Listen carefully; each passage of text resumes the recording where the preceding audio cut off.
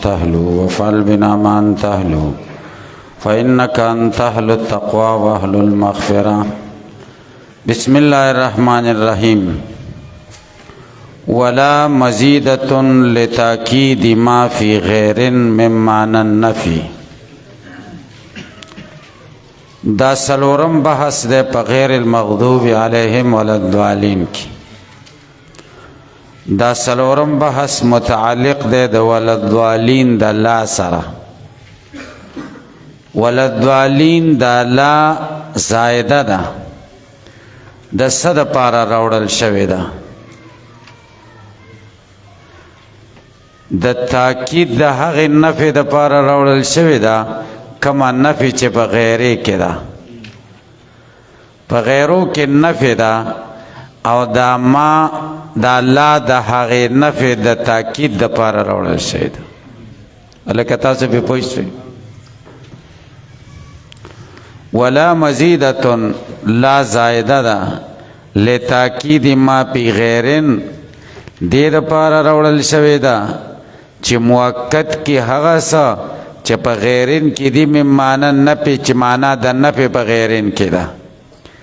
فکأنہو قال گویا کی دسی ویلی چی للمغضوب علیہم وللضالین نو غیرو بم پا معنی دلاشی نو دے دوے ملا دا وللضالین لا تاکید دا حق نفی اوکا چی کم نفی پا غیرو کیوا. ولذالک دی وجنا چی غیرو دا نفع دا پارا دا او پمانا دا اللہ سر دا نو جاز دا ترکیب جائز دے چی انا زیدن غیر زاربن دا اصل کے دسی دے انا غیر زاربن زیدن دا زیدن مفعول مقدم دے دا زاربن دا پارا او انا مبتدا دا او غیر زاربن زیدن دا خبر دے. اس غیرو خو مضاف دا زاربن تا او زیدن معمول دا مضاف الیہ دے.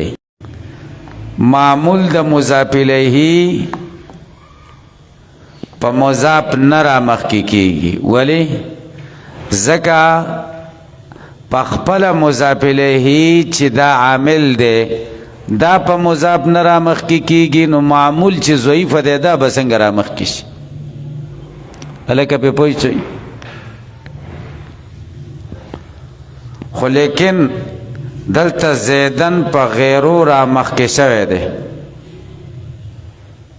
ولی را مخی شوی زکا غیره پا معنا دا لا سر دا دسی دا لکا مضاف چی نی دسی دا لکا زیدن چی پا مضاف نی را مخی شوی. لکا پی پوچھئی ولذالک جاز انا زیدن غیر زاربن و این امتنا اگر که ممتنی دے دا ترکیب چی انا زیدن مثل زاربن التا مثلو پا معنی دا اللہ سر ندے خالص مضاف تے او چی زیدن پا مثلو را مقدم کی چی معمول دا مضاف الیہ دا مثلو دے نو دا ندے جائز. نو دا ترکیب چی انا زیدن مثل زاربن اصل کی دسی و انا مثل زاربن زیدن نو دا ندے جائز. تا ممتنی دا لکہ تاسو بدی سے پوچھوئی وقرئ وللضالین بل قرأت پکے پا وللضالین کی وللضالین ہم راغلے دے.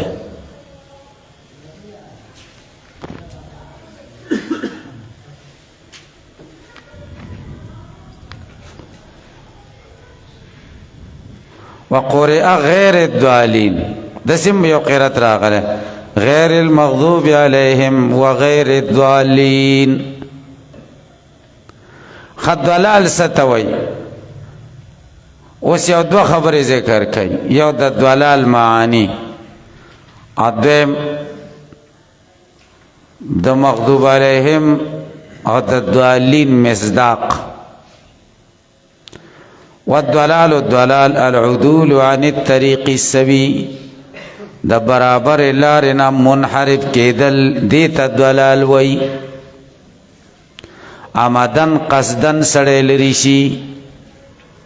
او خطا یا په خطا کې لري شي ولهو عرض عریض او د دې دپاره پلنواله د عریض لوی پلنواله دی ورته ابتدا د ضلال دار چې سړی خلاف اولا وکي او لوی او انتهایی درجه دا ده چې سړی کفر وکي والتفاوت فرق فيما بين ادناه واقصاه فمنز دا کم مرتبه کی او دا غټ مرتبه کی کثیر ډیر ده کمزور مرتبه خلاف اولا ترک دا اولا او غټه درجه چې کم ده کفر ده دوړ په منځ کې لوی مراتب دي وقيل المغضوب عليهم اليهود بعض نسخو کې قیل ده او بعض کې وقیل ده چې وقیل شنه په مخ کې عطف شي مخ کې واپس عطف شي مخ کې منعم علیهم ذکر شو چې هغه نه مراد مؤمنین دي او په مقابله کې مغضوب علیهم او ضالین ذکر شنو د هغه دواړو نه مراد کافرین دي ځکه کافرین په مقابله د مؤمنینو کې کنه یو قول هغه څه هغه ضمناً معلومیږي د تقابل نه معلومیږي او دویم قول دار چې مغضوب علیهم نه مطلق کافران نه دي مراد بلکې خاص کافران چې يهوديان دي د ضالین نه خاص کافران چې نصارا دي نو دا به وقیل شي وقیل چاویلی دی مغضوب علیهم اليهود دی لقولی تعالی د وجه د دې قول د الله تعالی نه فمنهم من لعنه الله وغضب علی بعض د دینا هغه دی چې خدای لعنت کړي په دی او غضب کړي په دی باندې نو غضب نسبت يهوديانو ته وکړو والضالین مراد نصارا دی لقولی تعالی قد ضلوا د نصارا مبارک خدای وای قد ضلوا من قبل دی بیلار وړاندې وضلوا کثیرا بیلار کړي ډیر خلق وقد روی مرفوعا او فتاقی سره روایت شوه ده دا مرفوع نبی علیہ السلام ته حدیث کې مدار غری عدی ابن حاتم حدیث ده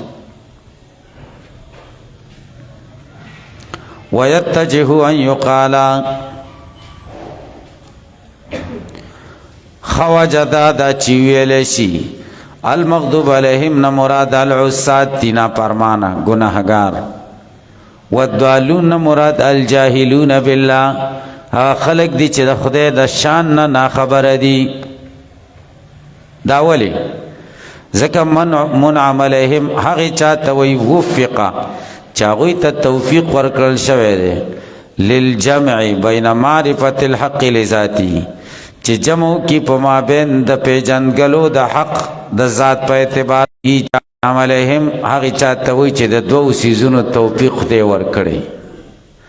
خدای او پیژني د ذات په اعتبار سره معرفت خداوندی او خیر او پیژني یعنی اعمال او پیژني د دې لپاره چې عمل وکړي احکام شرعیه او پیژني نو معرفت الحق د عقیده شو او للخير والخير للعمل به د عمل شو نو من عملهم چاته وي چې می عمل خي هم عقیده خي نو د دې په مقابله کې و دوه ډلې دي یو دا چې عمل خراب وي بل هغه د چې عقیده خراب وي الکه په پوښتنه فکان المقابل له مقابل د دې من هغه څوک ته اختل احدى قوتيه چې ګډ وډي یو د قوتونو د عاقله او عامله والمخل بالعمل هغه چا چې ګډوډې شنی اچولې په عمل کې دا فاسق دی مغضوب علیه دی لقولی تعالی فی القاتل عمدن قاتل عمدن بارک دغه عمل خراب دی هغه بارک خدای غضب استعمال کړی دی وغضب الله علیه والمخل بالعلم چې کوم دی چې عقیده خراب وي ته جاهل وي هغه ضال دی او جاهل دی لقولی تعالی وماذا بعد الحق الا الضلال د حق نرسته بل سنشته مگر بیلاری توب دی هلکه تاسو په دې خبرو پوه شئ نو د دوالینو عقیده خرابه ده جهل دی پکې علم پکې نشته او د مغضوب علیهم څه خراب دی عمل خراب دی منعم علیهم چاته وي چې دواړه پکې وي وروسته به بیا په بقره کې راشي چې ښه توجیه دا ده چې د منعم علیهم نه مراد مؤمنین دي صحیح شو او د مغضوب علیهم نه مراد کافرین مجاهرین دي ښکاره کافران او د دوالینو نه مراد منافقین دي هلکه پې پوه شوئ ځکه سورت بقره دا تفصیل د سورت فاتحه دی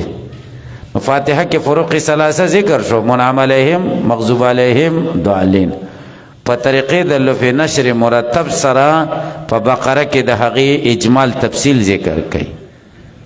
ذالک الکتاب لا ریب فیه نه واخله تر ان الذین کفروا پورې د منعم علیهم بیان دی او د ان الذین کفروا د دوه آیاتو کې ومن الناس پورې دا د مغضوب علیهم بیان دی چې کافرین مجاهرین دي